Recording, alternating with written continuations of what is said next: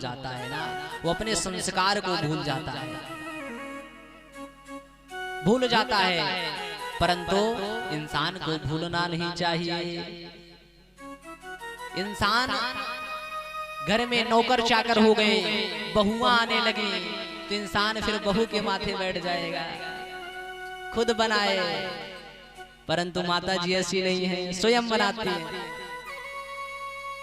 आजकल देखिए, कहने का तात्पर्य ये है कि घर में यशोदा जी समझो एक दृष्टांत दे रही हैं। एकदा गृहदासीसु यशोदा नंद गेहिनी करमंतर नियुक्तासु निर्ममंथा स्वयं दधी। निर्ममंथो स्वयं दधी, जो दधी है उसको मंथन स्वयं कर रही हैं।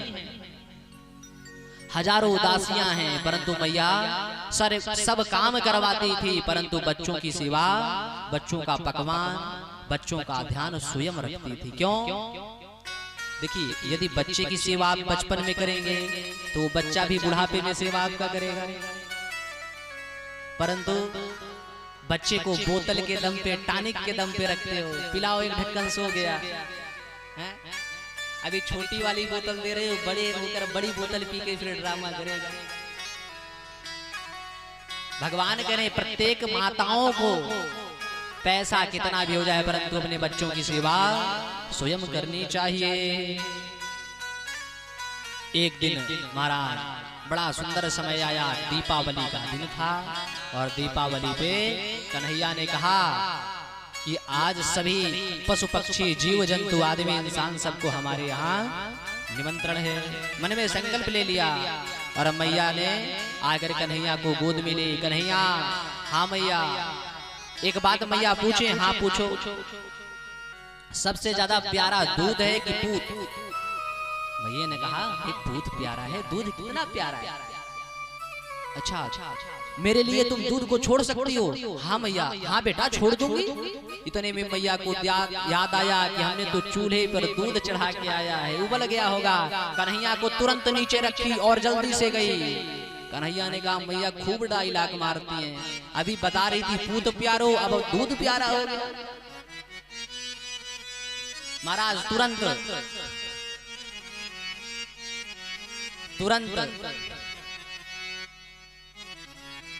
बड़ा सुंदर समय के साथ साथ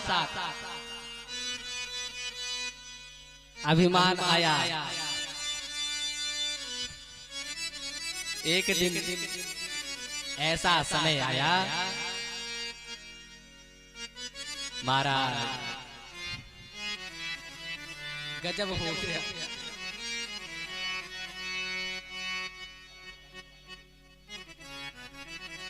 समय ऐसा आया कि भगवान ने मन में संकल्प लिया, और संकल्प ऐसा लिया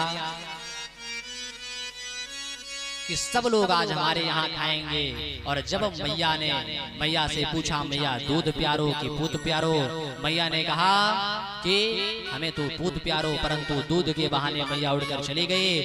कन्हैया जी को क्रोध आया, समस्त ईंट उठाकर मटके पे मारे, सारे मटके फूट गए। सब ससिया दाद के कारे कारे चिकने चिकने मटके थे, सब फूटे, धमाधम हुआ और सब माखन मिश्री हुआ। भगवान ने कहा अब तो मैया बहुत पीटेगी। अच्छा, तो आओ बंदर तुम भी खाओ। सबको खिलाना शुरू किए कि जब है तो हम दान पुण्य कर रहे हैं। मैया ने देखा, हाय राम, ददिया सास के जमाने के कारे कारे बर्तन चिकने चिकने फोड़ दिया, अब तो नहीं छोड़ूंगा। मैया ने उठाई साटी और लगाई दौड़, तो कन्हैया भागते हुए आगे आगे गए, और मैया ने दौड़ाते दौड़ाते थक गई, परंतु पकड़ नहीं पाई। लास्ट में मैया ने कहा कन्हैया पकड़े में आ जा, नहीं सत्य में बता रही हूँ बहुत पीटूंगी।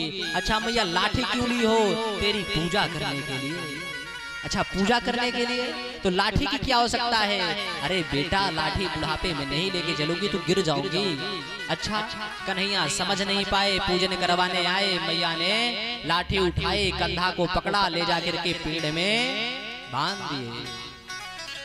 और जब बांध दिए महाराज, तो अब बांधने के बाद सब मैया बार बार कोशिश करती हैं कि छोड़ें, फिर मन में आता नहीं, बहुत ससिया दाद के जमाने का फूला है, इतनी जल्दी नहीं छोड़ूंगा, नहीं बहुत शैतान हो जाएगा। गोपियां सत्य कहती थी,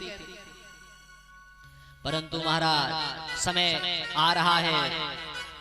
नंद भवन में महाराज नंद बाबा को पता चले कि कन्हैया जी को बांध दिया गया है, इतने वो आ नहीं पाए। कन्हैया जी पहले ही रस्सी को घुमा करके तोड़ दिए। 2 पेड़ में बंधे थे, कन्हैया बीच से निकाले, दोनों पट चटाचट टूट गए।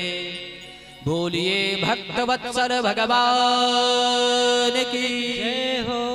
दोनों पेड़ टूटे, दोनों पेड़ों से नलकूबर और मणिग्रीव नाम के जो दैत्य थे उनका भी भगवान ने उद्धार किया। अच्छा, ये मणिग्रीव और नलकूबर कौन थे? एक बार दुर्वासा मुनि उपवन में सरोवर में स्नान कर रहे थे, परंतु ये भी नग्न होकर के स्नान कर रहे थे। इनको देख करके, भगवान को देख करके वस्त्र उन्होंने धारण नहीं किया। उन्होंने श्राप दे दिया, जाओ जैसे तुम वस्त्र विहीन हो ऐसे तुम अगले जन्म में पेड़ की उपाधि पाओगे और फिर तुम्हारा जाकर के भगवान श्याम सुंदर तुम्हारा उद्धार करेंगे।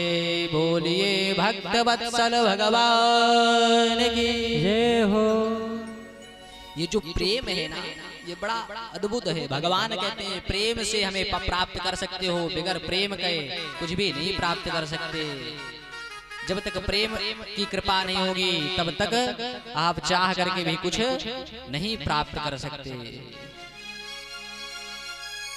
महाराज जब पेड़ टूटा तो सब दैत्य मिल करके एक दूसरे से बात कर रहे हैं कि अब तो भयंकर संग्राम होगा, परंतु